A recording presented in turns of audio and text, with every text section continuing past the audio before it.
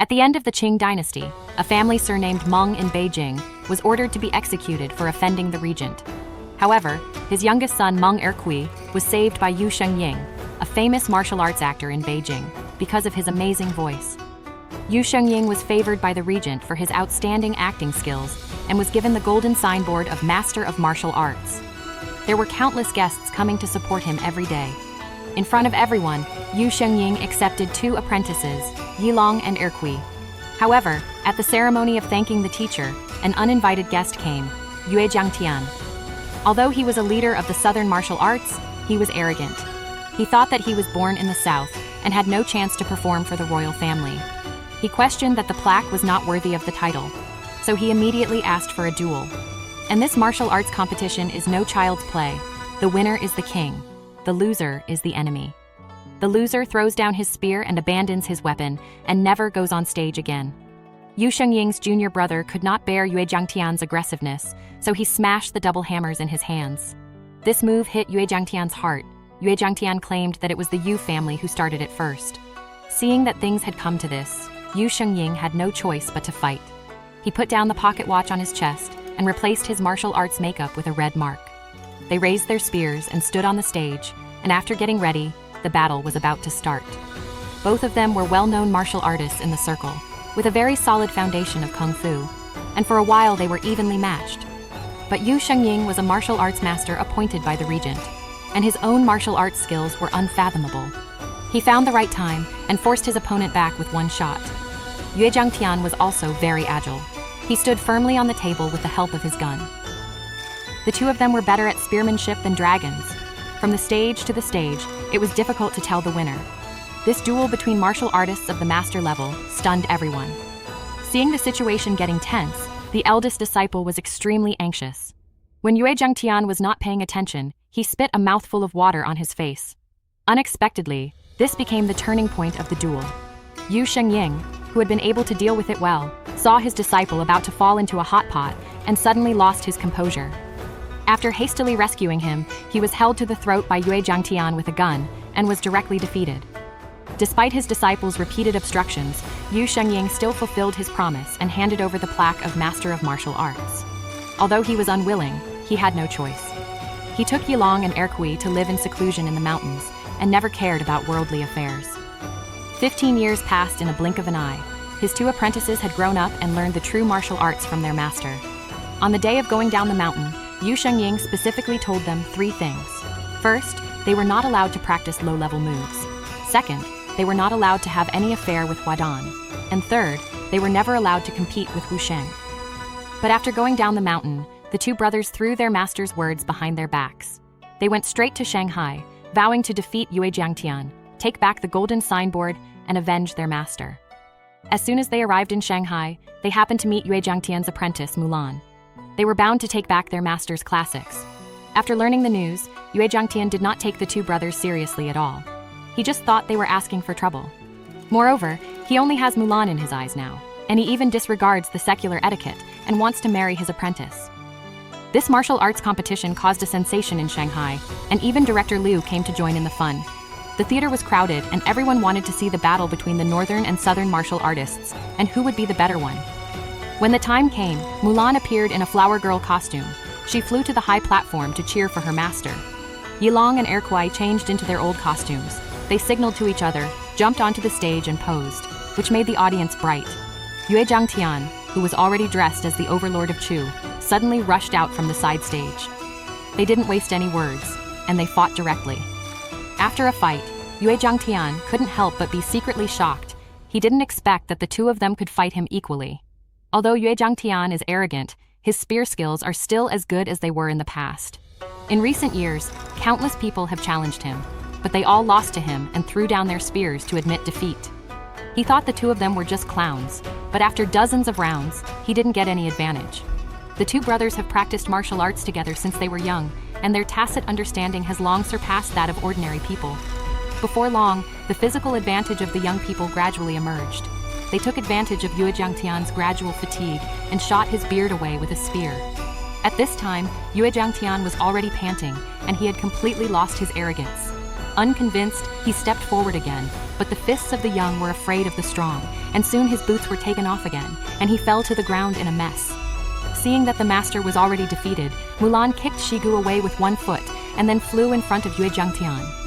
Although Yilong and Erkui had stopped fighting, Yue Jiangtian, who was a rebellious man, was unwilling to admit defeat. Just as he was about to step forward, he was directly kicked to the ground by Erkui. Although he was unwilling to admit it, Yue Jiangtian had no power to fight back. According to the rules, the loser must stick out his gun and will never be allowed to go on stage again. Listening to the ridicule of the audience, Yue Jiangtian could only stick out his gun. Unable to accept the reality, he was unwilling to swallow this humiliation, so he resolutely raised his gun and ended his life completely. After this battle, the two brothers became famous and were sought after by local fans. The owner of the stage was willing to offer a sky-high salary to keep them by his side to work for him. The two people who entered the upper-class society not only had a smooth career, but also found love. Yilong, with his handsome appearance, had an ambiguous relationship with Master Feng's concubine. Erkui also gradually fell in love with Mulan as they spent time together. Little did he know that Mulan's fake approach was just to avenge her master. However, the good times did not last long. That night, the two of them talked about their secrets on the street. Erkui said he wanted to leave Shanghai and return to Beijing, because his entire family was killed by the regent. Now 15 years have passed, and the regent suddenly died of illness. He wanted to kill his remaining descendants with his own hands to avenge his people. But unexpectedly, Erkui had just left. A big thing happened to Yilong. When he and Master Feng's concubine were making love in the car, they were surrounded by Master Feng and his men. Yilong was so scared that he didn't know what to do and hid in a hurry. At this time, a group of men in black rode up behind him and tried to rescue him. The man in black was Mulan. She claimed to help the troop on the surface, but she was another person behind the scenes. And Yilong didn't think too much because she helped him. But because of this cheating, he threw away the walnut bracelet he had been wearing since childhood. And it was because of this bracelet that the fate of the two brothers was completely changed. That day, two detectives from Beijing found Yilong. They suspected that the sudden tragic death of Prince Qing in recent days was related to his junior brother Erkui. But Yilong insisted that it was not his junior brother's fault, and promised to let Erkui perform in public on the stage early tomorrow morning to prove his innocence. In order to conceal the truth, Yilong took the initiative to find Mulan, and asked her to put on makeup and replace Erkui on stage tomorrow. Mulan's acting skills fooled everyone, but the seventh prince upstairs saw through it at a glance, and the white tiger was played by a woman. At this moment, Erkui quietly appeared. He pulled Yilong to stand behind the scenes, and told Yilong that the seventh prince in the distance was the youngest son of the regent. Yilong looked at the two inspectors behind the seventh prince, and he knew that this must be a trap set in advance. But Erkui would rather die here than avenge more than 300 people in the Meng family. Then Erkui put on the white tiger makeup and waited for an opportunity on the stage. Seeing that his junior brother was eager to take revenge, Yilong walked through the stage and asked the substitute to perform for him. When everyone stood up and applauded after the performance, he threw a flying knife, killing the seventh prince in the distance. When the two policemen turned around, it was too late. Yilong took advantage of the chaos to sneak into the team, and the two brothers on the stage naturally cleared their suspicion.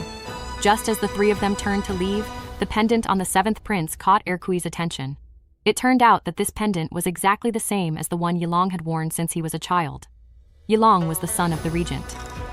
The two people who learned the truth had tears in their eyes at this time. They never expected that the brothers who grew up together would become mortal enemies in the blink of an eye. After returning to his residence, Erkui fell into deep thought. Yilong was not only his senior brother, but also his savior. But he was carrying the hatred of the extermination of the Meng family, and they had to make peace with each other in the end. The next day, Erkui found Yilong, and he stabbed him with a dagger on the spot, and each stab was aimed at Yilong's vitals. But Yilong just defended himself and refused to fight back. He understood that the two brothers had come to this point, which was the result that his master did not want to see the most. But despite this, Erkui was still merciless, and finally hugged Yilong and threw him down heavily. Yilong also broke his right leg and became a disabled person. Their brotherhood also turned into a blood feud. Since then, Erkui has become a new martial arts master. But he was depressed all day long and could only drink to relieve his sorrow. That day, Director Liu found Erkui, warned him about his relationship with Mulan, and mentioned the flying knife killer. Erkui was worried. He followed Mulan all the way to her home and then discovered her secret with Yue Jiangtian. Heartbroken Erkui returned to the theater, and he said he wanted to resign and leave Shanghai forever. After he drank the farewell wine without warning, Erkui couldn't let go. He wanted to take Mulan away. These words were unacceptable to the simple Erkui, and he collapsed to the ground in anger. When he woke up, he found that he had become mute. It turned out that the farewell wine in the theater was a cup of poisoned wine.